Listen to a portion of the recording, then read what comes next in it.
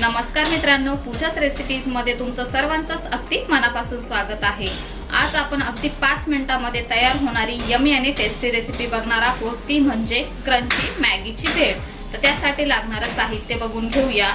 इथे मी एक single packet मॅगीचं घेतलेलं आहे।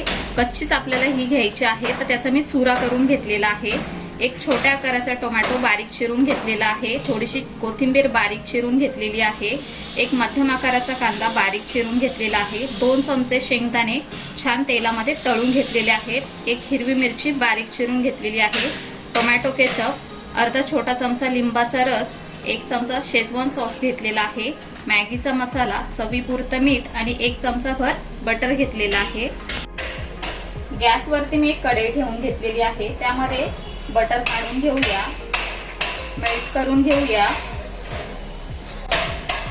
यामध्ये सर्व मॅगी काढून घेऊया आणि 2 ते 3 मिनिटांसाठी बारीक गॅसवरती छान खमंग होईपर्यंत परतून घेऊया।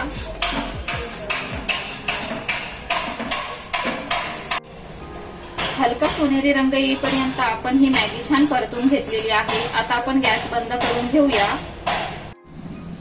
इथे मी एक बाउल घेतलेला आहे। त्यामध्ये बारीक चिरून घेतलेला कांदा, टोमॅटो, बारीक चिरून घेतलेली कोथिंबीर, हिरवी मिरची, तळून घेतलेले शेंगदाणे, यामध्येच लिंबाचा रस, मॅगी मसाला, चवीपुरतं मीठ। मॅगीच्या मसाल्यामध्ये सुद्धा मीठ असतं, आपण फक्त कांदा टोमॅटो पुरतच मीठ घेतलेलं आहे। 1 चमचा भर यामध्ये टोमॅटो केचप आणि 1 चमचा भर शेजवान सॉस। यामध्येच तळून घेतलेली मॅगी काढून घ्यायची आहे। मिक्स करून घेऊया।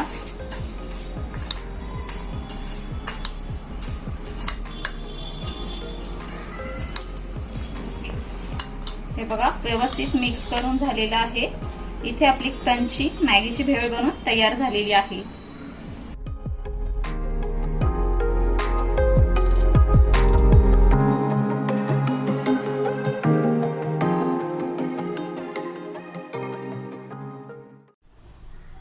अगदी 5 मिनिटांमध्ये आपली मॅगीची भेळ बनून तयार झालेली आहे।